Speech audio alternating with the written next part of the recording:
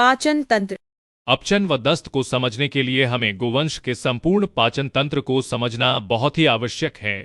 पाचन तंत्र एक लंबी नली जैसा होता है जिसके साथ गोवंश के अन्य दूसरे अवयव जुड़े रहते हैं। पाचन तंत्र का प्रारंभ मुंह से होता है जिसमें लार की ग्रंथियां तथा जीभ मुख्य भूमिका निभाते हैं। दांत से चबाने का कार्य किया जाता है। ग्रसनी का भाग इसके बाद में होता है। ग्रसनी से ही अन्न नली का प्रारंभ होता है। अन्न नली छाती तक पहुंचती है। छाती से जठर तक पहुंचती है। उदरपटल छाती एवं पेट के भागों को अलग अलग करता है। 4 अमाशय। गाय माता के पेट में 4 अमाशय होते हैं। सबसे बड़ा अमाशय रुमेन कहलाता है। दूसरा अमाशय रेटिकुलम कहलाता है। तीसरा अमाशय एबोमेजम कहलाता है। चौथा अमाशय ओमेजम कहलाता है। पहला आमाशय। जुगाली करने वाले गोवंश का आहार पहले अमाशय में आता है। पहला अमाशय बाईं ओर रहता है। यहाँ पर मुंह से खाए गए आहार का संचय होता है। गोवंश अपने विश्राम के समय में जुगाली करने के लिए अमाशय में से मुंह में लाते हैं। जुगाली करते समय आहार सूक्ष्म बनता है तथा लार में मिलाकर आहार में मौजूद सेल्यूलोज पचने के लिए सक्रिय रहते हैं।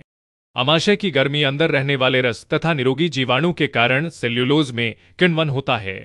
किण्वन के कारण ही पूरी तरह से पचने योग्य बनता है। दूसरा अमाशय। पहले अमाशय में से दूसरे अमाशय में आहार पहुंचता है। दूसरे अमाशय में अंदर में श्लेष्म कला में मधुमक्खी के छत्ते जैसा आकार होता है। यहाँ पर किसी प्रकार का स्त्राव नहीं होता है। यहाँ पर रसदार आहार ही आता है। ठोस आहार को अन्ननली में भेजने का नियमन करता है। मधुमक्खी के छत्ते के आकार के श्लेष्म कला में भूल से आहार में पत्थर, तार, खीला, कांच आदि अमाशय में अटक जाते हैं। तृतीय अमाशय। उसके बाद में आहार तृतीय अमाशय में प्रवेश करता है। यह अमाशय गोलाकार है। इस अमाशय में श्लेष्म कला लपेटे पान के समान रहती है। इसमें आहार छोटे कणों में पीसा जाता है। पीसा हुआ आहार चौथे अमाशय में जाता है। चौथा अमाशय। चौथा अमाशय जुगाली करने वाले जीवों के हिसाब से पाचन क्रिया के लिए विशेष है। इस अमाशय में रस छोड़ने वाली ग्रंथियां हैं जो पाचक रस उत्पन्न करती हैं। म्यूसिन, नमक का तेजाब, एंजाइम प्रमुख हैं। आहार में ये मिलकर पाचन करते हैं। आहार छोटी आंतों में प्रवेश करता है।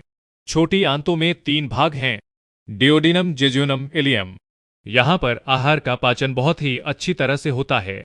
यहाँ पर आंतों में श्लेष्म कला पर बहुत ही सूक्ष्म रसांकुर यानी विलाय होते हैं जो आहार का अतःशोषण करता है एवं आत्ररस यानी इंटेस्टिनल रस का स्त्राव होता है। पित्तरस एवं स्वादुपिंड रस यहाँ पर उत्पन्न होता है। इन रसों का असर आहार पर बहुत ही अच्छी तरह से होता है। यहाँ से बड़ी आंत में आहार जाता है। बड़ी आंत के 3 भाग होते हैं, सीकम, कोलोन एवं मलाशय यानी रेक्टम होते हैं। सीकम आहार के आगे बढ़ने के वेग को कम करता है। आहार को अधिक समय मिलता है। आहार का अतःशोषण कोलोन में होता है।